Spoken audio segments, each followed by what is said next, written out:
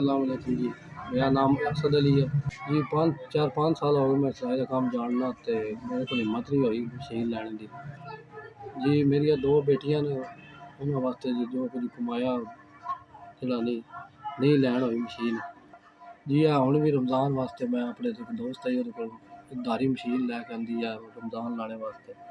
कारीगर भी हाँ मैं ते बस नहीं वसायल इतने बने घरे दा भी सर्कट चलाना होंदा सारा ते नहीं गुंजाइश नहीं हुई 15-16 हज़ार मशीन लै सकां।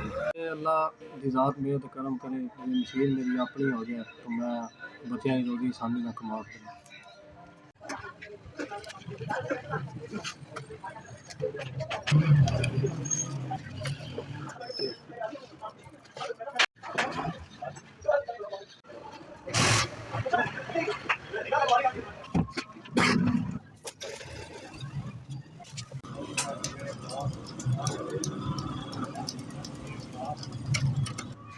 जी बहुत बहुत शुक्रिया।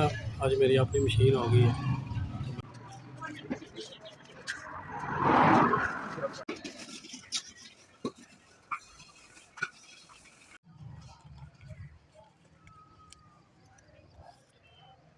जी मेहरबानी बहुत बहुत शुक्रिया। 15,000 की मशीन भी आ गई तो 5,000 का राशन भी आ गया।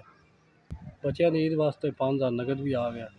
तो माड़ा बंदा सी चलो मशीन आ गई, चलो मेरा रोज़गार बन गया, मैं बच्चों की रोज़ी कमा सकना। 5 साल हो गए मशीन लैन नहीं हुई मेरे को तो अल्लाह की मदद नाल तुहाडे वसीले नाल मैं मशीन लभ गई। 15,000 की मशीन, 5,000 का राशन और 5,000 नगद लभ गया मेरे जी। ये सारी 25,000 की मदद हुई है तो मैं शुक्रिया अदा करना, दुआवां देना। माड़ा बंदा अल्लाह पाक तुहानू बाला दे और मैं जिन्ना तक दुआवां दिंदा रवां, अल्लाह पाक तुहानू खुश रखे।